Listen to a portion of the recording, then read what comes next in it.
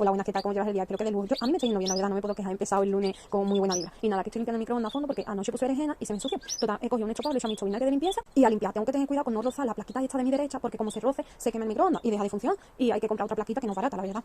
Mira, eso le pasó a mi madre con el primer microondas que tuvo, que a la hora de limpiarlo, pues lo limpió a fondo, le dio la plaquita, total, que cuando fue a hacer el microondas no funcionaba. Lo llevó a arreglar y el técnico le dijo eso, que esa plaquita no se puede mojar. Y a mí, hace 3 años creo, también otro microondas que tenía, a la hora de limpiarlo, le pasé el enchopado por ahí y cuando fui a enchufarlo tampoco funcionaba. Por eso hay que tener cuidado. Y te lo digo por si acaso vas a limpiar tuyo, para que no sepa que a esa plaquita no se le puede dejar. Pues después del enchufado le paso la bayeta para quitarle toda la pluma y por último el pan. Y ahora estoy fregando el plato y las ruedas para ponerlo en el microondas. Con lo mismo, con mi y vinagre de limpieza. Bueno, pues aquí lo tengo, sequito y todo, lo pongo y ahora voy a limpiar el micro por fuera. Lo limpio de la misma forma que por dentro, o sea, con un enchopado, con mi y vinagre. Bueno, digo mi pero es fregaplato. Y me pasa lo mismo que con el colacao, que digo colacao, pero es cacao en polvo. Bueno, pues le paso la bayeta para quitar toda la espuma y ahora por último el paño en seco.